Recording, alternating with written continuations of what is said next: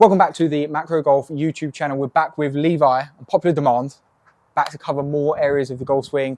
We'll put the video that we did originally, I'll stick a little link up here and you guys can check that out. We're talking about how the body moves in the golf swing. But today we're going to be a little bit more specific and we're going to talk specifically on how the hips work in the golf swing. So we're going to take a deep dive into the hips, look at all the movements that the hips go through all the different phases and stages of the golf swing that we spoke through before. And hopefully leave you guys leaving this video with a bit of better understanding on how the hips work in the golf swing, and maybe also leave them with a few tips on what they can do to improve their hip movement in the golf swing. Yeah, definitely. Perfect. Definitely. So welcome back, Levi. For the guys that didn't see the first video, a little bit of introduction about yourself, where you're based, what it is you do, who you are. Of course, yeah. So my name's Levi Smith, here at Chadwell Springs Family Golf Centre. Been a professional now for just over 10 years. Been here for just over 5 years now. Yeah, wow. Known Joe for a good few years now. Worked with him, send quite a few of my players over to him. Very, very much trust what he does, and he trusts what we do. This is why we both come together and sort of like thought we'd make some content. For sure, and there's loads of crossover between what we do as well, right? So there's so many different things that intertwine. I think we'll talk a little bit about that today as well. So I don't know if you want to kick us off about hips and golf swing. Maybe we'll do what we did last time, where I kind of step out of the way and just jump in when I feel like I want to jump in. Where do we start when we're talking about the hips? Do we start setup? Do we start first movement? Where are we going to go? Definitely, yeah. So I think we've always got to look at the setup. We can even dive a little bit earlier than that sometimes, and even look at sort of like more the mobility, whether a player is actually sort of restricted with certain parts of their body. So, but look, if we start off with setup, it would always come down to how we would hinge from the pelvis. So standing up nice and tall, nice and straight, and then tipping very much from the pelvis, where the legs are nice and straight, chest is nice and tall, and then we would then relax and pressure into the ground, and that would be much more into the setup position. So we're very much activating things like the glutes, the hamstrings and the quads, but definitely hinging more from the hips rather than sitting more from the knees and being too tall from the chest. And is that quite an active position? Because I've always feel like sometimes maybe people just get quite passively into the golf ball. Are you quite active there? Are things activating around? Are the glutes fired up a little bit? Impressions for does that feel like quite an active? It does, position? yes, it does. And I think with a lot of people as well, especially obviously with your background, with what you can do, what people tend to do for work, sitting at an office desk or driving around a lot. Mm-hmm. They tend to be very, very stiff in the hamstrings. Mm-hmm. So people tend to opt out for the easy way at times, which would be sitting more in the knees, chest is up, very, very sort of like different between where the hands and arms want to go, whether it's reaching or whether it's too close. So for some people, this would be very, very much an activation standpoint, definitely more of a conscious feeling of definitely feeling that we're engaging much more into the ground, feeling heavier in the ground. But it's definitely got to be much more of a conscious effort for some people. Yeah, and I think also when you talk about there with mobility restrictions, we often see people with restriction across the front of the hip, pelvis drops down, and then they kind of get up into position. They kind of end up with like a very bum sticky out type position as well as the opposite for that. So does that affect then what the hips are going to be able to do through that first part of the golf swing? Is that where we're getting to? Definitely, definitely. I think you know the answer to that as well. You tell me. So yeah, exactly. So really what we're finding with some players is limited range of motion. Obviously, this is Joe's background. So when we find a player that really, really kind of like struggles with range of motion through mobility, we're going to see things like early extension, and that simply is even getting things like the weight incorrect in the feet. So obviously what we would like to see is, like I said, good setup position where you're engaging into the ground, activation of the glutes and really sort of like the core area as well. And then when we start sort of like coiling up into the backswing and we start creating much more of this stretch motion, we're definitely going to see that the right hip works around and up, creating this good stretch. But also as well, the weight goes around the toes into more of the heel. So if we see a player that really kind of like struggles with this, let's say, opening up of this right side, you might find that this left side then wants to opt out because the right side's not quite mobile enough. So then the weight then finds itself much more onto the toes rather than it would loading up into this right heel. So what are some things we can do in setup just to check that we're in that right position? Do we have any kind of, one, is there any individual aspects to come into that? And two, is there any things that people can do just to check that, hips are tucked in the right amount or aligned in the correct range? Is there any things you do within your players that, just making sure that setup is definitely, I think mirror work's brilliant. I think any time that you can do stuff at home to begin with, we're quite lucky in the studio here. We've got some decent sized mirrors, but it's definitely taking your time more to get into this setup position. So, but if I just borrow a club, mate, Yeah, definitely. so if we go through some good protocols, thank you, goes through some good protocols, right? So if I stand up nice and tall, nice and straight, and then simply put a club, you can put a club, it doesn't need to be a club or an alignment stick of some sort, just onto sort of like the belt line, and simply just tip yourself over. And you might feel this a little bit in your hamstrings, simply because obviously if you was going to go down to touch your toes, you would then be lengthening more your hamstrings. This is why some people can feel it much more into their lower back, simply just because they're tight and it runs up through the glutes into the hamstring. So tipping through the pelvis, pressuring into the ground. So there's not loads of knee bend. It's just simply just trying to feel that you pressure the ground, letting the arms hang, and then that would be much more of how we would then obviously get into better posture. So this is what we call, this is hip flexion for us in the kind of biomechanics yeah. as well. So we're talking about starting in a position of slight hip flexion, right? And then does that then allow us to then move into extension as we move into the backswing on one side? So do you want to maybe just take us through to that next section then? Of so course. we've got this nice position, we've got an idea of how we get there. What's this kind of first movement? You started to touch on it earlier about the right hip working up and around. Of course, yeah. Talk us through how we get into that top of that nice backswing position. So this is the thing. I think it's very, very important, like you said, that we start off into a good position, because if you start off on your toes or on your heels, we're going to see some, sort of like interesting movements. And obviously I see it on a day-to-day basis where some people will start very much on their heels and they can't move from that position because they're already out of balance. So it's very, very important that we start in balance to obviously create mobility and stability throughout the ankles.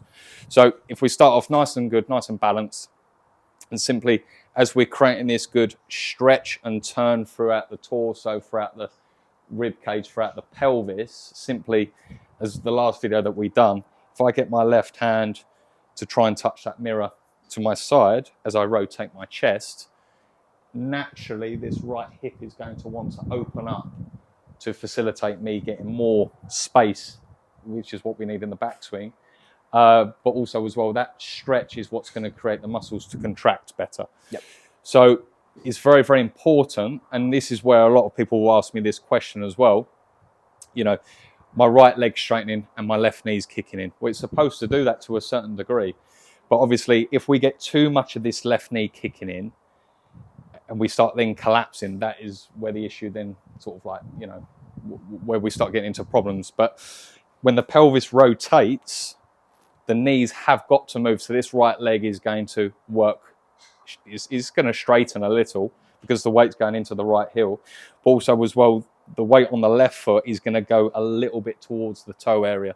So really we're going to see it looking more into that position there. So don't be afraid that this goes forward and that goes back. It has to. Yeah.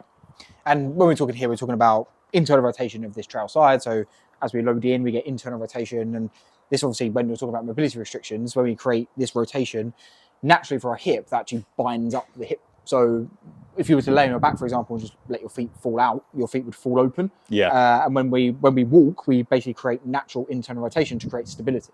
So this is where an interesting point is actually the more that we can rotate this hip, some people will feel stiff there because they've got a lack of mobility. But actually what we know is if we can get better rotation through it, it's actually more stable. We're actually winding the hip socket up and creating extra stability. So that's interesting. And then obviously we get an external rotation through on the left side. So we get into this nice tall position. We've turned.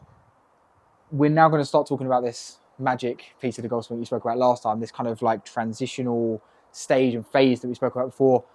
What then happens through these hips? I think this is probably where you see most of your players start to make some mistakes, maybe, is where things start to creep in. Definitely. Where does this transition from, obviously the hips have rotated and they've worked one way, they're going to start working back the other way. How does this kind of whole system play in? And this is quite a diverse, I'm going to say, topic. Yeah. Diverse answers is what I'm trying to sort of think of. So you're going to see some people say, well, the golf swing is just a turn and a turn. Yeah.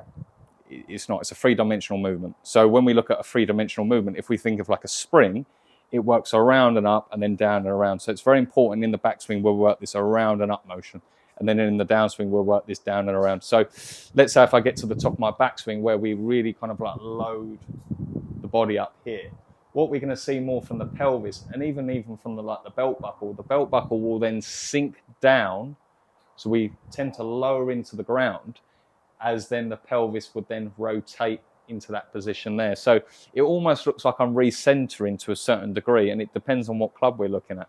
So if we're talking more about the irons, obviously the top of the backswing, we're going to be much more on top of your centre because of, you know, in your setup position, we haven't got loads of tilt, whereas with a driver, we're trying to hit up on it.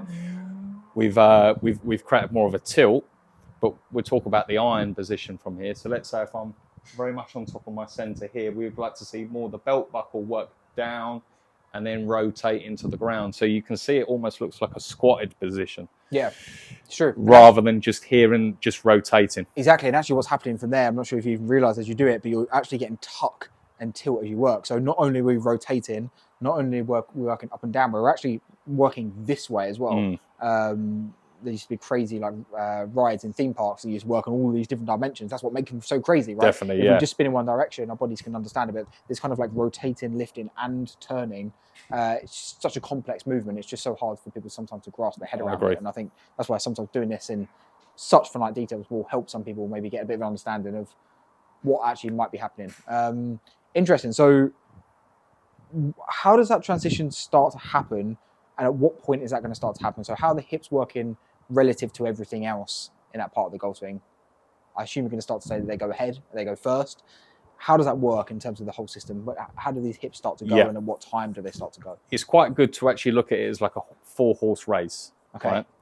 So if I was going to put my club up and hand up into this position here, it would very much start from the ground. So that would be number one. So it really kind of like start, if I break it down even simpler, you would start off, horse 1 would be lower body, horse 2 would be upper body, horse 3 would be the arms, and then last horse would be the club. Yep. From a biomechanics standpoint. So really when I'm here working it up into my backswing, coiling up into that position there, what we would then start to see is this counter rotation movement, which is what we've spoken about before. And we see this largely in other sports or in, you know, athletics, right? So like javelin, even like sort of serving tennis, throwing a ball, throwing a punch. We start to see this kind of separation movement. So where the body's loading up in the backswing, because that's all it's there to do. It's load, power, and position the club.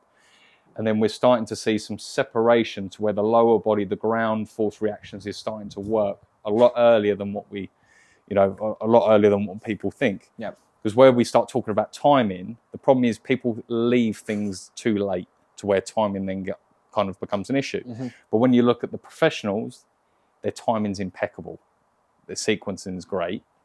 It's because they do things a lot earlier than what, let's say, a struggling amateur would do. Yeah. So this is all happening in a lot earlier than what people would anticipate. So if we're loading it up into the backswing, into this position here, as roughly when we get to about a 90-degree shoulder turn, we already start prepping for downswing. So the weight starts going from the feet, from the right foot, it starts transitioning into the left foot. So we'll start seeing the pelvis working around back on itself. This left knee might even want to kick in if we see this from even things like long drive. But there's already starting to go down and around. That's how the weight ends up onto the left side. And then as it continues going, that's where we then start creating this extension. So it very much works as like an opposing look. So it works around and up, and then it starts working down and around, and then it starts going up on itself to where we can then start creating things like extension and using the ground better. And just at what, like, I don't know if there's a specific time for everyone or different motions, but at what point in the backswing would those hips start to go? So I think you said there that most people are too late. I see that saying. I think definitely. Most people are. So you said there about the torso getting to 90 degrees. So roughly where would the club be at that point? I think maybe give people a better idea. 100%. Like a visual. So I think it's a very, very good exercise that you can do just to help this out, is to get your left arm and just to get it sort of like roughly sort of chest to shoulder height. This is where this tends to take place. So if I get my left arm as stretched out as I can to my side, to get that stretched out, I would have to create a 90-degree shoulder turn. And this is where this roughly starts happening. So around this kind of area from here to here. So let's say if I got into this position here and I carried on winding this up, we already start seeing the best getting into that left side. So if you had a look at players like Rory McIlroy, you have a look at Wyndham Clark, John Rahm, if you look at John Rahm's golf swing, face on, you see it even better. Yeah. But Rory McIlroy would be the top one for that. And it's just people that always struggle to get their head around it, the fact that the hips have already gone as the club's still working up. Correct. It's just those, and generally most people have got to the top and then the hips are starting to go, but it's just kind of as the club's still working up, hips are already gone at that point. If you're not gone, it's probably too late. So I think as a disclaimer, just to sort of like protect what I'm saying, the best thing to do is to basically do almost like a pause drill rather than trying to do it all in one go, because this will really throw off things like your sequencing. I'd very much get a golf ball out, but first obviously do a practice swing. And if we can get nice good turn, nice good stretch, and you'll find the body will coil better. So leaving the head in this position here, nice good coil, nice good stretch, more into that position there. Leave it for a good second, because that's what you should be doing in a stretch. You should be holding it. And then get the feeling that you're leaving the stretch alone as you start pressuring the lower body into the ground, and then let it happen. So if I wind this up, and then pressure into the ground as I leave the stretch alone, that's your counter rotation, and it will just, it will very much fix itself. You've got to leave. Sure. Sometimes I think it's very, very important not to go down a rabbit hole too much. I think if you can do it through drills and exercises, simply, it's the best way of doing it. It's interesting, and obviously that requires, and people would have seen that shot there, requires a lot of mobility, a lot of stability. Correct, yeah. A lot of time on the back. So just before we get onto the last part of the swing, what potentially would some people need to look out for if they are restricted? And maybe what I'll do is I'll stick a video at the top here where people can actually test their mobility for this. But if they are struggling with mobility, perhaps through the trunk, through the hips, through the torso, and they're unable to get this separation, what can they do if they are struggling? I know it's a hard question to ask you on the spot, I appreciate that. But if they are struggling to separate hips from torso, yeah, what conversations might you see and what potential workarounds can we have for that? Because I think there's a lot of people that do struggle with being able to separate these two segments, right? Of course, yeah. And this is the thing. If they both start going at the same time, you'll start seeing players that come over the top. Okay. So you'll find players that tend to demo that for slice us a little bit, Levi. Yeah, because I try and talk about this quite a lot as well. People, when this kind of goes as one segment and we don't get the separation, you basically get like a kind of like an overtop steepening, right? You just definitely naturally 100%. works. So it's very, very important that the club stays in the arc. So what we're obviously going to see is when they start going together, the club starts working outside of the arc too much, and then that's where we then create things like side bend. Yep. And any kind of, it's really a reaction. That's all it is. So if I was going to get into a decent backswing position where everything's loaded up, everything's coiled up more into that position there, and then let's say if I let it all go at the same sort of time, you're going to see very much more of like a spinning action. So the problem is you see that ball, it didn't really stay on the face too long. It tended to pop up. The difference in distance was crazy there. It will do, 100%. That's just insane. So it's very, very important that we obviously keep the pressure in the muscle structure, because at the end of the day, that translates to the golf club. So if someone is struggling with that, and let's hope they are working on their mobility and let's hope they are trying to improve that, how do they get around that? It seems like a real fundamental to creating a very good, powerful, consistent golf swing. Yeah. How do people get around it? How do they... what would you even do? Is it drills? Do you believe that working on drilling this would naturally just improve a little bit of motion? What have you seen in your players? Yeah. You know, for some people that are too stubborn to go away and work on this stuff in the gym or at home, how do we start to get there? Because this seems like such a fundamental part of it. So at the start of the video, the first thing I said was, when you asked me about sort of like setup and things like that, I said it sometimes goes before golf. It sometimes goes into more of what you do with the players. Yeah. So it goes deeper into golf. It goes more into a player's physicalities and more like, you know, anatomy-based stuff. So a player like myself, obviously we work together on that. It's all good trying to get into these positions, but if your body's not allowing it to happen, if you can't do it in a drill, in front of a mirror, you can't do it really in a golf swing. You're going to struggle unless you really manipulate or figure out a way of doing it. But then the problem is you're going to really struggle with things like balance and stability to then try and obviously get, you know, mobility. Yeah. So it runs so much deeper than golf. But let's say if your mobility is good, you know, they're ticking the boxes and things like that. It's definitely drill-based stuff, 100%. It's stuff that you can do in the gym, whether it's, you know, throwing a smash ball down, whether it's using cables, just basically muscle, you know, things where you've got to use your body, you've got to use your muscles, you've got to use the ground. Like, you know, if I've got a cable here and I've got some form of tension on it through the weight, if I leave my arms alone, you've got so much more power that can be stored in your core to then move the cable. But if I left this alone and I pulled the cable down with a lot of weight on it, it becomes so much harder. True. So it's you get your speed from your arms, but at the same time, you got so much more power that comes out your core, out the ground, even in your shoulders and even in your chest and in your back, how you can really sort of like create force and pressure down into 100%. it. So short answer then, if you can't do that movement, you're stuck, basically. Well, you're going to be struggling, right? You're going to be struggling to... You are, if I'm honest with you. But then at the same time, it's not the fact you're going to struggle.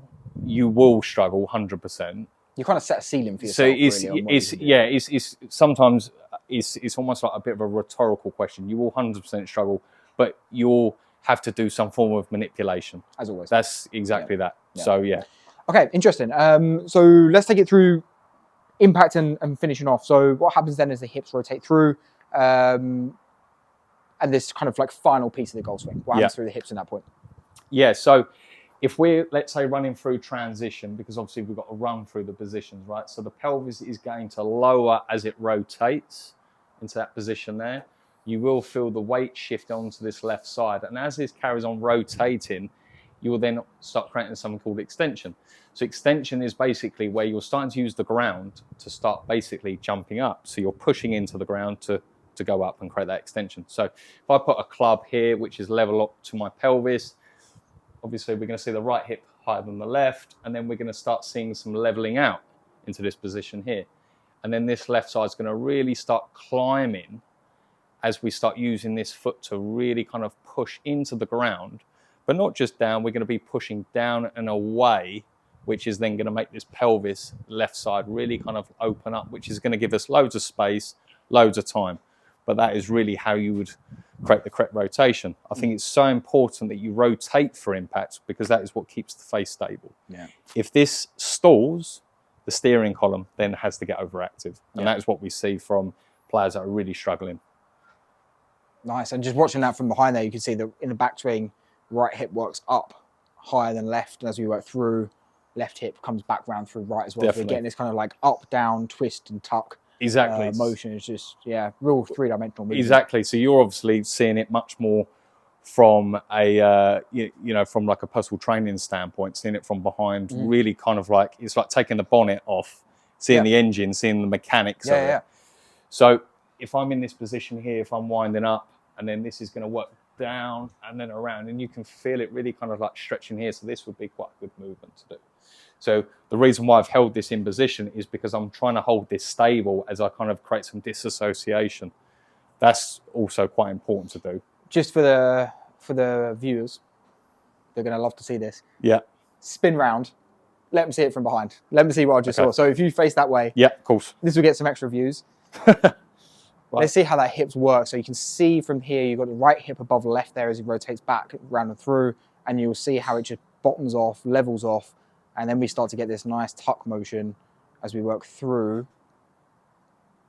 down and round, and then we start to get this extension through the other side as well. So it works down, through, and then we start to see this left hip rise, extension, and that's how we get this nice end position, which is a balanced position, right? Ultimately, right? So once we're here in a balance, it all comes from correct rotation. Definitely, no compensations, no adjustments, just a fluid rotational movement that allows you to finish into a balanced position, ultimately. Which is extremely important. Yeah. We need balance, we need stability, we need mobility. 100%. They're the three main things that we need. And skill.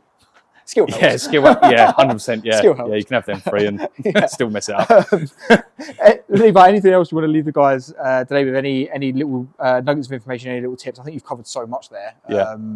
So much information to go through, and I think people probably need to watch this 2 or 3 times to really get their head around it. But any other little bits that you feel like we've missed today that are important for how the hips are moving in the golf swing?